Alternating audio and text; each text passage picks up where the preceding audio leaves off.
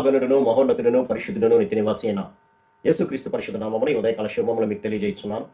ఇది నా దేవుని యొక్క వాక్య ధ్యానము. యేసుక్రీస్తు ప్రభువుల వారికి ఉన్నటువంటి మరొక పేరు దీర్ఘశాంతుడు. సంఖ్యాకాండము 14వ అధ్యాయము 17వ వచనం. అవును ప్రియులారా, దేవుని యొక్క దీర్ఘశాంతము చాలా గొప్పది. ఆనాడు ఐగుప్తు దేశంలో ఇశ్రాయేలు జనాంగము ఒక బానిస బ్రతుకుతూ వారు పెట్టేటువంటి వేదనలు భరించలేక ప్రభువుకి మొరపెట్టినప్పుడు ప్రభువు అద్భుత రీతిగా మోషే నాయకత్వాన్న ఇశ్రాయేలు జనాంగాన్ని వారి యొక్క బానిసత్వం నుంచి అనేకమైనటువంటి అద్భుత కార్యాలు వారి కళ్ళ ఎదుట చేస్తూ వారిని బయటకు రప్పించారు ప్రేర. అయితే వారు దేవుడు చేసినటువంటి కార్యాలను మర్చిపోయి దేవుని పట్ల వారు బహుఘోరమైనటువంటి విధంగా ప్రవర్తించినట్లుగా మనం చూడవచ్చు.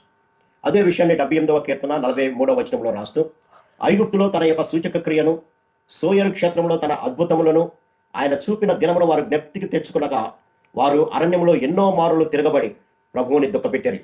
అంతేకాకుండా మాటి మాటికి వారు దేవుణ్ణి శోధించి ఆయనకు సంతాపం కలిగించరి అనే మాటలు మనం చూడొచ్చు.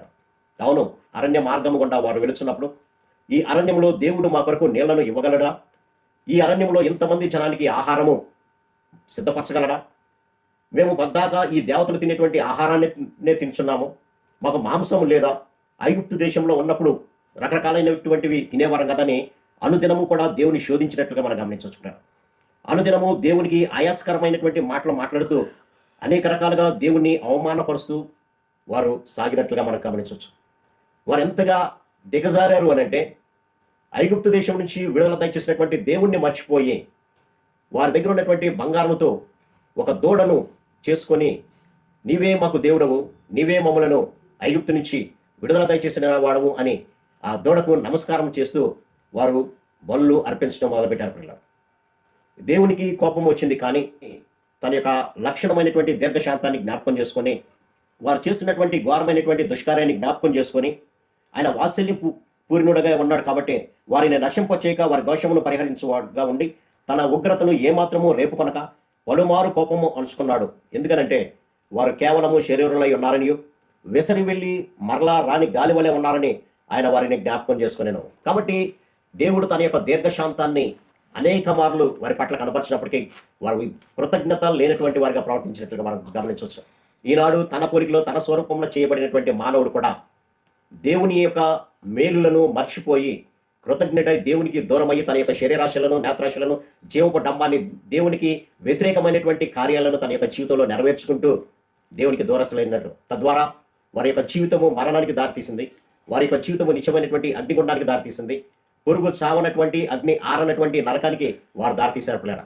కానీ దేవుడు కరుణా సంపన్నుడై ఉండి వారి పట్ల జాలి కలిగి వారి యొక్క పాపము నుంచి విడుదల దయచేసి, మరణం నుంచి విడుదల దయచేసి తనతో నిత్య రాజ్యానికి, నిత్య జీవానికి వారు తీసుకెళ్లాలనే దేవుడు మన పట్ల తన యొక్క ప్రేమను వెళ్ళపరిచారు పిల్లరా. తద్వారా ఎవరైతే ఆయన ఎందుకు విశ్వాసం ఉంచుతారో వారందరికీ కూడా నిత్య రాజ్యాన్ని ఇవ్వడానికి ఆయన కల్వరి శిలువలో తన యొక్క రక్తాన్ని చిందించి మరణించి తిరిగి 3వ దినాల్లో ఇచ్చారు పిల్లరా. కాబట్టి ఏ ఒక్కరూ నశించడానికి ఇష్టం లేదు, ప్రతి ఒక్కరు కూడా రక్షించబడాలి. కానీ ఎవరు కూడా ఆయన యొక్క రక్షణ సువార్తను విశ్వసించినటువంటి స్థితిలో ఉన్నారు. అంతేకాకుండా రక్షణ సువార్తను హేళన చేసేటువంటి స్థితిలో ఉంటున్నారు. దేవుడు ఇచ్చేటువంటి రక్షణను తృణీకరిస్తున్నారు.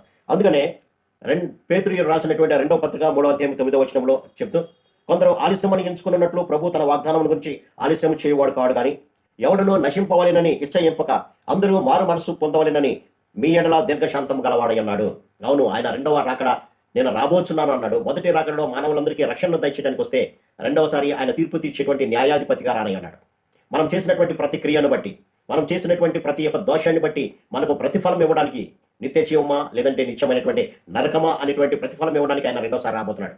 అయితే ఆయన ఆలస్యం చేస్తున్నాడు, ఎందుకంటే ఆయన యొక్క దీర్ఘశాంతము మనం ఇంకా రక్షణ పొందుతామేమో అనేటువంటి ఆలోచనతోనే ఆయన తన యొక్క రాకడను ఆలస్యం చేస్తున్నారు. ఎందుకనగా ఏ మాత్రము కూడా ఎవరు కూడా నశించి నరకానికి వెళ్ళకూడదు అనేటువంటి ఆలోచనతో ఆయన తన యొక్క దీర్ఘశాంతాన్ని మన పట్ల కనబరుస్తూనే ఉన్నారు. కాబట్టి నీవు నేను ఆయన ఇచ్చినటువంటి ఈ యొక్క సమయాన్ని, లేదంటే ఆయన దీర్ఘశాంతాన్ని మనం ఉపయోగించుకొని మన ప్రతి పాపం నుంచి విడుదల పొంది, మారు మనసు పొంది ఆయన రక్తంలో కడగబడితే నిత్య జీవము. ఒకవేళ ఆయన ఇచ్చినటువంటి రక్షణను తృణీకరిస్తూ ఇంకా మన యొక్క శరీరాశలు నెరవేర్చుకుంటూ ఉంటే దేవునికి ఉగ్రత పాత్ర అవుతామని దేవుని వాక్యం శ్రమిస్తుంది. అందుకనే రోమపత్రిక 2వ అధ్యాయం 4-5 వచనాలు కూడా మనం గమనిస్తే, దేవుని యొక్క అనుగ్రహము మారు మనసు పొందుటకు నిన్ను ప్రేరేపించుచున్నదని ఎరుగక ఆయన అనుగ్రహైశ్వర్యమును, ఆయన యొక్క సహనమును, దీర్ఘశాంతమును తృణీకరించుచు నీ కాఠిన్యమును మార్పు నందనేటువంటి నీ హృదయమును అనుసరించి ఉగ్రత దినమందు నీకు నీవే ఉగ్రతను సమకూర్చుకుంటున్నావు అని అంటాడు. కాబట్టి ఆ ఉగ్రత రాకమునిపై మన యొక్క ప్రతి అవిధేయత ఆయన రక్తంలో కడుక్కొని పరిశుద్ధులుగా మార్చబడి ఆయన నిత్య రాజ్యానికి చేరదాం. లేదంటే ఆయన దీర్ఘశాంతాన్ని మనము చేతగానితనంగా భావించకుండా మనకు ఒక రక్షణ దినాన్ని అనుగ్రహించాడు దేవుడు అనేటువంటి విశ్వాసం కలిగి ఆయనలో మార్పు చెందుతాం. తద్వారా ఉగ్రత నుంచి రక్షించబడతాం. అట్టి కృప పరిశుద్ధాత్మ దేవుడు మనందరికీ దయచేయను గాక. ఆమేన్. ప్రార్థన. సర్వశక్తుల ప్రేమ గల మా తండ్రి, నీ యొక్క దీర్ఘశాంతాన్ని బట్టి మా యొక్క హృదయాన్ని కఠినపరచుకోకుండా నేడు అనే సమయం ఉండగానే మీ నామంలో మేమందరం కూడా రక్షణ పొందుకొని మా ప్రతి పాపాన్ని మీ రక్తంలో కడుక్కొని శుద్ధిపరచుకొని ఒప్పుకొని విడిచిపెట్టి మీ కనికరాన్ని పొంది మీ ఉగ్రతకు మేము పాతులు అవ్వకుండా మీ నిత్య రాజ్యానికి వారసులు అయ్యే ప్రతిపెట్టి దయచేయమని యేసు నామమున వేడుకొంచున్నాం తండ్రి. ఆమేన్.